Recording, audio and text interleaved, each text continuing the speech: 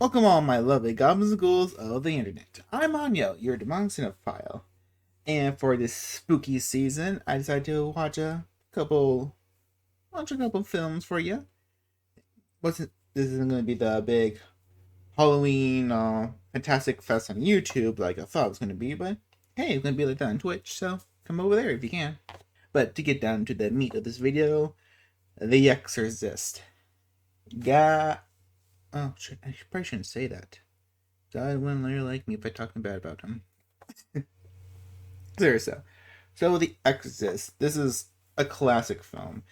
You all know about it. If you haven't heard about it for some weird reason, you know about the imagery. You know about the tropes. This film basically kind of it didn't invent. I don't want to say invent. I'm pretty sure there was other possession-based horror films before this, but this became the golden standard for all horror films that have a possession storyline. I mean, even down to the look of Reagan, the girl with the dyed, muted, decaying flesh, the strips of skin and cuts missing. I mean, almost all possession movies do that to some certain extent. I mean, you can't go by without knowing The Exorcist, even just a little bit, if you're a horror fan. But The Exorcist is a film I have very rarely ever seen. I only seen this before doing this review. I seen this film twice. The second time was a couple weeks ago, which I was originally going to try to review for this. Didn't really have the chance to sit down and pay attention to it. The first time I watched this film, though, was oh boy, it was probably about 10 years ago. 10 years ago.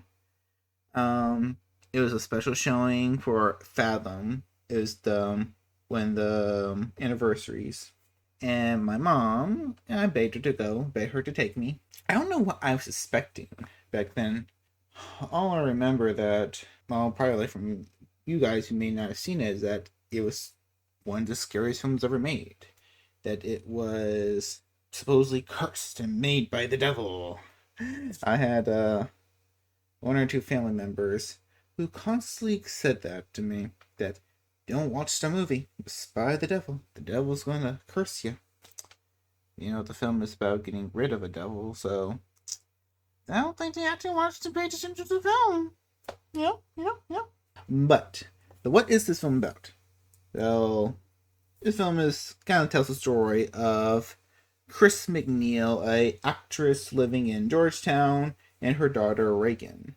After some weird experiences, it seems that her daughter is come down with some strange type of illness where she gets these random moments of burst strength, that her personality changes. She becomes monstrous, sadistic. As her daughter's health and mental state deteriorates worse and worse, but as her mental 1, 2, 3. But as her mental and physical states keep deteriorating, she goes for the help of the church and good old Father Karras to ask for an exorcism. Everything with Reagan and her mother, I guess you consider the A plot of the film, and that is the strongest part of the film, is the highlight of the film, most because of Linda Blair's performance as Reagan. I mean, she was only 13 when they filmed this. I know the character's supposed to be 13. My god, she blows it out of the water. She is so good in every scene that she's in. Even when she is not, even when she's playing Reagan, when she's playing Pazuzu, because I do know that from the other movies, that is the official name of the demon. It is not Satan, it is Pazuzu, the wind spirit you see in the opening of the film. And I love her. And what's her name? Okay, her name is Ellen Bersuwitz. Bersuin? I'm saying that right. Yes, it's Chris McNeil, Reagan's mother. These two are great together. Even before the possession starts, you just get that very sweet and motherly mother and daughter relationship for them. It's just so nice and wholesome. You almost forget that what the film is going to turn into. I also just love Chris McNeil and the actress. I don't know why was it what I don't know. I can't really say why was about it, but there's really times in part of the film where she just really reminded me of my mother, and it's just so caring. I'm losing words. Like I can't really put in my mind how the relationship is, but it actually really touched me this watch around. I don't think it did that when I was. I don't remember how old I was when I first watched it. Probably early teen, preteen, something like that. Yeah, but to the point that though, in the very end of the film, when Reagan is depossessed, where she has been saved, you see Chris. She's in the corner. She's looking at Reagan. Reagan crying, calling out for her, and she doesn't know she if it's safe. She doesn't know that's her child on the floor calling for her. But when it kicks into her, and there's no more fear, and she runs to Reagan, she's on the floor with her, holding her, crying with her. I know I turned into a little bitch. I turned into a little bitch. Little tears started coming out. It was something very touching about it. I don't know. I can't fully explain it. It's one of those things. I can't put it properly into words. But Reagan, Linda Blair. Like I loved her mostly because even early in the film, it's kind of hard to tell when Reagan is Reagan because as the film starts, she's been interacting with the demon, Mr. Howdy, Zuzu. Her mom finds the what's that board you humans play with all the time, Ouija. And he's like, "Oh yeah, I found that a while ago." And there's this part where they're talking about the mother is interested in this man, and Reagan keeps going on. Well, you like him, don't you? No, yeah, of course I like him. Well, you like him, and there's something I don't know. It's like she keeps repeating the question again and again and again, and it gets me thinking: is this really Reagan just curious about her mother's happiness, or is this the demon trying to learn something, trying to find some new vulnerability between the two? Like, it kept me going. Like, is that really Reagan? Is that our sweet girl? And also props up to Linda Blair for all the amazing practicality that she had to give to for this film. All the weird activities on the bed, the crucifix, and the you know where. Like all the horror, and also the tons of makeup that she had to go through. Like that's something you applaud a fully adult actor for doing, but for a child to do that, it's like, damn, you give your hats off to her because she definitely did earn that. For the B plot of the film, I guess you can say, is everything to do with Father Karras. I'm pretty sure past me found this part of the film very boring, but I have a bit more stronger connection with this time. So all Father Karras part is he is a priest, he is a psychiatrist, he's a bit of a boxer, but he is a priest with waning faith, you could say. He has a sick mother who he can barely take care of, to the point he has to put her in a home. And there's this scene where he goes to her, I think on her birthday, and he had to put her into an asylum because she is sick. We're not exactly told what's wrong with her. I guess it's something mental, maybe also physical. And he sees her in the thing. Like he goes to the hospital, and it's just surrounded with people who. It's more or less an asylum, or you I guess you would think asylum would be, and she is strapped to the bed, and she is chastising him like, you sent here me to die, they're trying to kill me, I'm going to die here. And he's like, no mom, I'm going to take you home. And how she is strapped down, and this was not done on purpose, this wasn't a coincidence. It was how meticulous this film is. There's no way this was on coincidence. The way she is strapped down is very similar to how Reagan is strapped to the bed in the very end of the film. And here in that scene with his mother, he's trying to untie her, trying to free her. But in the with Reagan, he when the straps break, he's trying to put her back together, trying to confine her. That was very I don't know.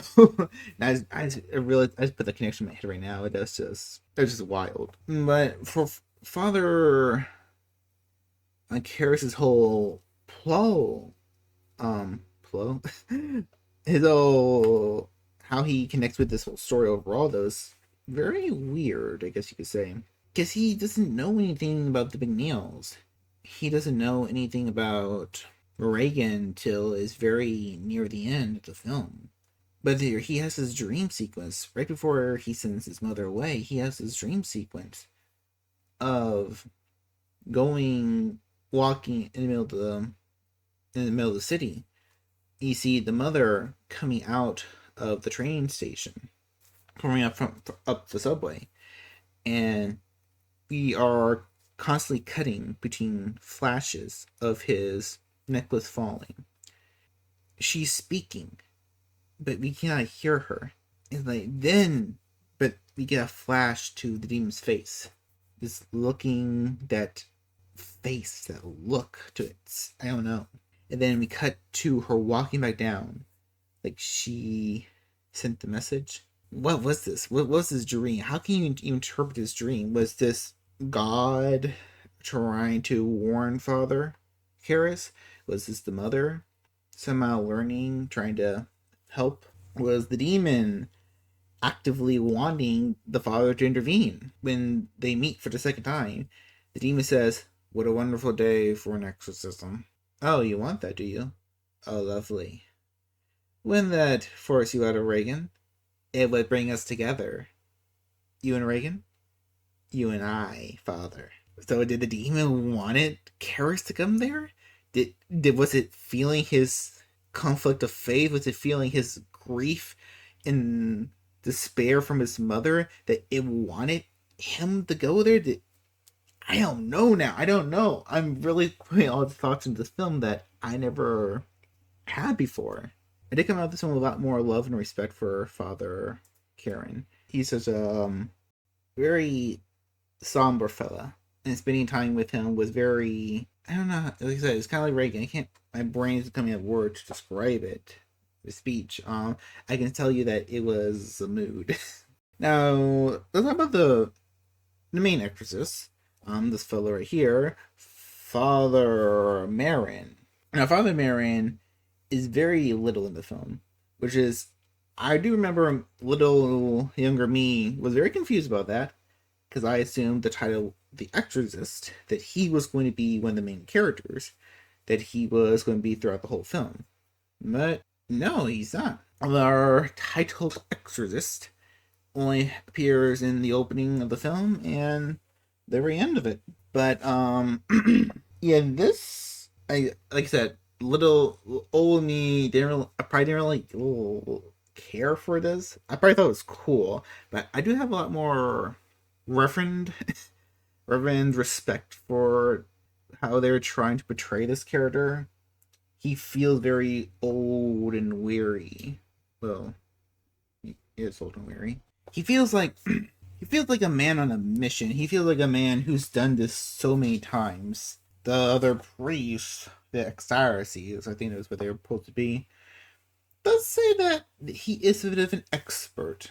Yes, there are these little moments where he just shows like, yeah, he's done this so many times before. Like when Kara's like, don't you want to know about the previous history about the case? No, why would I? Don't you want to at least know about the personalities that Reagan has manifested? No, there's only one. Like, he is so strong, his conviction, his faith, that we are here to save this little girl. This is what we're going to do. We will not falter in this thing's presence. We will succeed. And there is a very heroic essence to the character, I guess you could say. Especially when you realize that he and this demon have crossed paths. Because the opening of the film does seem very unimportant, I guess you could say. It doesn't. It feels like if you cut it, you really wouldn't miss them that much.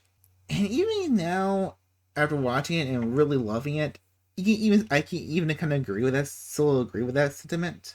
That if you were to cut out the opening of the film, you really wouldn't lose all that much. But watching it now though, and watching play close attention to Father Marin and his interactions with the demon, you do get a sense that he's fought this evil before. That this is a standoff. That this is destiny.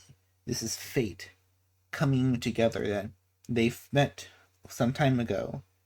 Even if you don't even count that prequel film, here you can feel it though. You can feel it that this is destiny. That this was meant to be. Since he saw that statue in the desert so many months ago, that this is all this was put into motion by God, by Satan, and by this demon. That when Father Marion looked upon his visage in Iraq, it's like I'm going to challenge you, you little bitch. We're going to play a game, and this little girl in this old house is going to be the game. It's going to be the chessboard. Now, but what about the demon though? What about good old Satan? Good old Bazuzu? How does the demon work as an antagonist? This one's kind of tricky because the demon is a force of nature kind of entity. It doesn't have a full voice throughout the film. It's the first time you really get the sense that the demon has taken Reagan over is when the film blatantly shows us when Reagan is at the hospital and we get that little flash of the demon's face, and you see her personality just from the sweet girl with her mother just switch completely. She is cold, non-compliant. And there's this one clip where it feels funny kind of right now. It feels kind of funny, like, if you don't really know what's happening, where Reagan's just, like, kind of acting all loopy, hanging on the door, just flopping about, because she just collapses, until you realize that this is the demon trying to get used to Reagan's flesh. Is trying to get used to being physical, because the statue has wings. It's like maybe it's trying to fly at first. I don't know. It's so weird. Like, if this was a modern film, I would say, oh, they're just doing that to be weird. But no, here it feels something about it feels deliberate. But the real time, I guess you could say that you can really get a sense of the demon's personality is when the doctors start making the home visits and she starts thrashing the bed. Reagan snarls, and then it just attacks them when it. Ugh, I don't want to say what it does.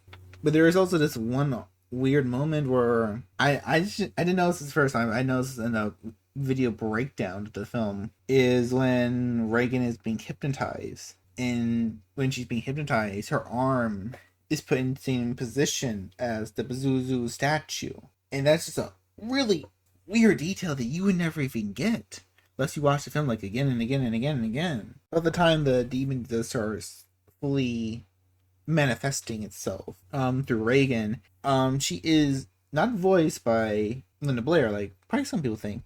No, she's actually voiced by McCready's McCrambridge. I hope I'm pronouncing it right. She was a radio actress, and I love how she got her voice because it's this very ambiguous voice, not quite feminine, not quite masculine.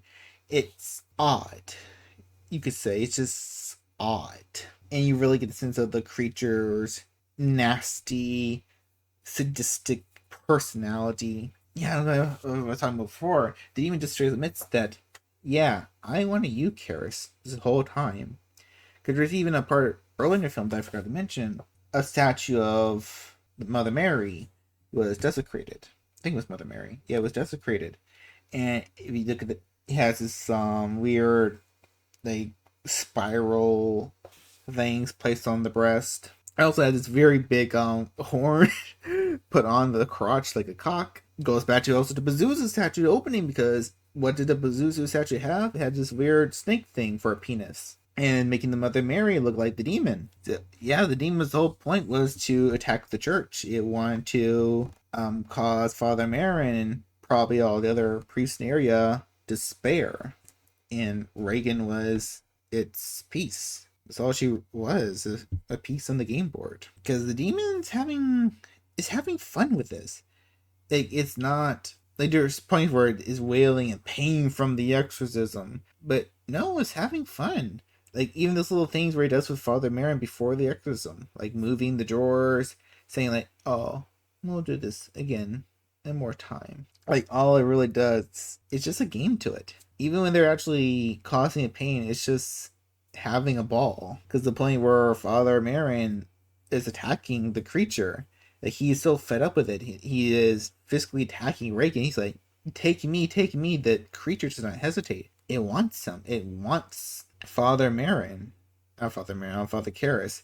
And it's like, but I don't know how you interpret this. Because when Pazuzu, right before Pazuzu enters him, he sees a quick flash image of his mother. And the demon flood takes over. It looks like it wants to go for Reagan to finish the job, to get rid of the, I guess now what it would say, the useless pawn. But he says no. He jumps through the thing, jumps through the window, and killing himself, but also sending the creature away. It was like, Father Marin, Father Karras, you are the hero. You are the great man. Because you don't really, since he got his faith fully back, maybe he did, maybe he didn't. But all he knew is one that I need to save this child. That you can take me down to hell, but you will not have Reagan. The demon's face, those weird quick flashes you get of it, and the dark space, this void, which I guess if you really want to interpret is of not Megan, or Reagan's mind, maybe, or this dark, or maybe hell, or wherever space this entity is lurking in, while it is not currently inhabiting Reagan. You also see it this one time where in Chris gets home is when was it the director of the film, Bert, dies. The power flickers out, and when it's flickering back on, you see the face. Now the face barely pops up to the film. Like, I thought it popped up so much more, and I was looking for it. I thought I could feel it sometimes. It, like when the part early in the film where she's in the attic and she has this candle, and the candle goes like the flame just goes crazy. I saw the face. Now I didn't. The face wasn't there. I'll replay the scene a minute or two, but yeah, it wasn't there. Like, but there were so many times where I was convinced that it would pop up. Like, it was there at the corner of my eye. That I love how they play with the suggestion of the entity just looking and looming over the characters. And there's also this one eerie point during the exorcism where they overlay the demon's face on top of Reagan's. Almost like this is part of the film where, part of the exorcism where the demon is actually getting serious. Like, it probably is trying to manifest into the world without Reagan, trying to bring about his own physical form. I mean, maybe I'm putting too much thought into it, but it does feel like that, because how the demon is changing the environment of her room, making it so ice cold. It's flopping everything around, cracking the doors. I don't know. I guess we can talk about the state of Reagan. That there's the iconic scene of Reagan turning her head all the way around. Like, I can't do it. It's not one of the skills I possess. Okay, I'm sorry, not that kind of demon. But no, I always thought that was just a creepy image. But you go back to the film when Bert, the director, dies, and the detective is talking to Father Karras. He says that Bert's head was turned all the way around, like from 360. And I think Chris was told this because that's why the demon does it again. It looks around, it imitates how it killed Bert to Chris, and it's so, and that's why it says, "Do you know what she did? Your daughter, do you know what she did?" It imitating Bert's death while saying that it killed that Reagan killed a bird. Like, yeah, look, this is what your daughter did. This is what your child did. Of course, it's not Reagan. It's the demon acting as Reagan that did the murder. Yeah, I don't. This film was just so crazy this time around. I completely understand why so many love it. It's like it is such a well shot, well master class of filmmaking. You teach a whole class on how to write, how to act, how to set up shots in this film. You also gotta get to the practical effects. So the practical effects were just landing. Like I already mentioned, Linda Blair's makeup, but you also got how they made the room feel alive and crazy. The insane medical procedures that they put her through in the film,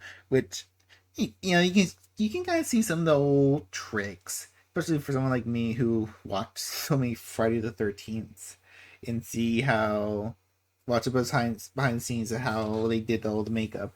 You can see some of the tricks, like how they got her neck to spurt all that blood, but it's the fact you're watching it happen to a child, which is so the creepiness to it is the most unsettling to it. Like it hurts you. I'm not I'm not a father. Even I feel like even now I'm watching, it's like no, you just want to run up and hold Megan, like no, get away from her, stop doing all this horrible shit. But I also have practical effects because one of those many scenes where Linda Blair has to flop through the bed. Apparently she injured herself and she did this. Like it, she developed like she kind of messed up her spine. She got a bit of scoliosis from what I looked up real quick. But also the fact that you go to the room, Reagan's room at the very end of the film. But even going down to the look at the room, how weird and blue it is, feels like an ice cube. And it's freezing in that room too. It's not like today where they would simply CGI in their breaths. You just overlay it. But no, like they really made that room that super cold to get that effect, show that how they are freezing. Which props to all the actors and that just to be in that environment. I was on one shoot for my class a couple years ago. It wasn't a fridge like that. It wasn't a fridge like that. We were just out in the middle of the woods at night. And it was still really cool. Like I was just acting as one of the set guys. So I can imagine how the actors had to perform in that. It was just crazy, but how they didn't hear where they literally had to make the room so cold that their breath would show. It's like once again, props to everyone who put themselves through all that pain just to get these amazing shots and performances. But yeah, this is a classic. I love this film. I really have so much more love and respect for this piece. The acting, the directing, the writing, the physical effects, everything. And there is a couple negatives I could say about the film. Like I said, the opening of the film, while amazing, it's not fully needed. That could be cut out. The film feels a bit long sometimes, especially the parts for Father Karras, because they don't feel like they're going anywhere. Of course, when you get to the film at the very end, everything adds up. It works. But the film can drag on a bit, which is fine. Normally, I like long movies. Sometimes you're in that mood where like you don't really want to watch a long film. You know what I mean? If the film's going to be this long, I think Father Merrin could have showed up a few more times throughout the film. At least give him like one more scene somewhere around the middle, just so you know that he is here. He's the main player. The opening wasn't for nothing. But yeah, this was The Exorcist. Amazing film, complete classic. What did you think about it? Do you hate The Exorcist? Why would you do such a blasphemous thing? Do you love The Exorcist? Put down the comments down below and let me know. Also, if you don't mind, hit that like button, hit that subscribe button, help this channel grow and we can reach all new kinds of people. And if you have free time this spooky October, head over to my Twitch. The link is down in the description below. We are doing all types of spooky things this October. And I'll see you all in the next video. Catch you later. Bye bye.